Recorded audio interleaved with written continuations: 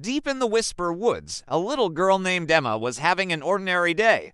She was collecting firewood with her pet squirrel, Chestnut, when suddenly a twig snapped above her head. Startled, Emma looked up and gasped. Hundreds of colorful balloons had gotten caught in the treetops. What was even more amazing was the tiny letters attached to each one. When Emma and Chestnut climbed up to take a closer look, they saw that the balloons were invitations to an incredible floating festival high above the clouds.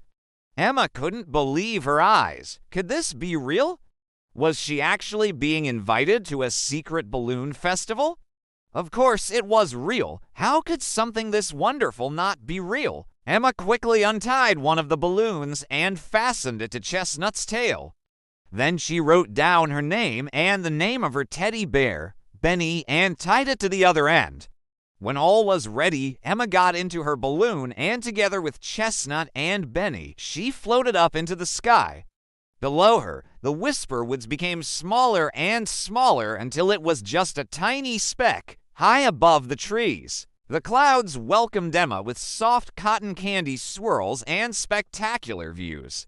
As far as she could see, there were balloons everywhere, each one carrying precious cargo. A family of rabbits floated past, waving from their balloon basket. And a wise old owl hooted hello from a nearby cloud.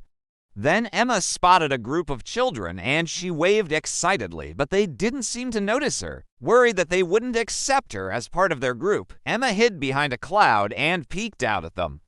But then she saw something that made her gasp. The children were in big trouble.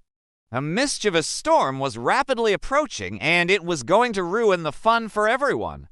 Torrential rain poured from its dark clouds, threatening to pop all of the balloons. Strong winds swirled around, trying to pull the children out of the sky. Lightning flashed and thunder roared. It was going to be a wild ride.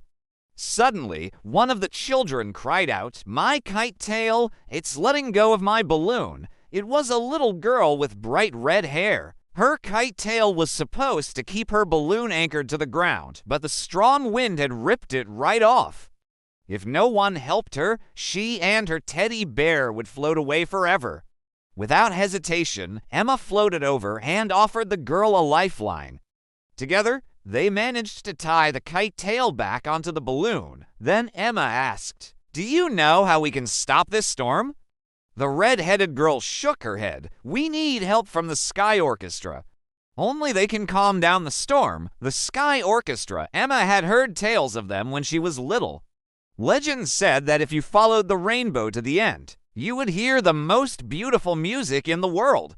But no one had ever seen the Sky Orchestra before. Some people said they weren't real, others said they were just a myth. As the storm raged on, Emma knew she had to find the Sky Orchestra. Quickly, she steered her balloon toward the end of the rainbow, which had appeared in the distance.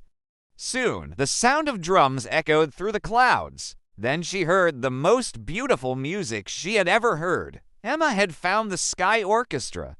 They were a group of friendly-looking musicians who were playing on instruments made of clouds, raindrops, and sunshine. As they played, the storm began to calm down.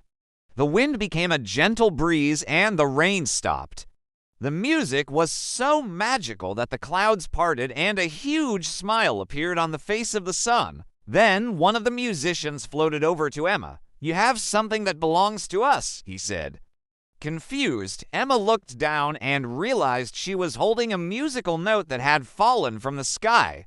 It was made of pure white cloud and shimmered like a pearl. When Emma gave the musician the note, he smiled. "Thank you. With your help, we can finish our song." Then he turned to the other musicians, and together they began to play again. This time, the music was even more beautiful than before. Soon, the whole sky was filled with happy laughter, colorful balloons, and music that sounded like pure magic. Emma knew then that she had found a place where she truly belonged.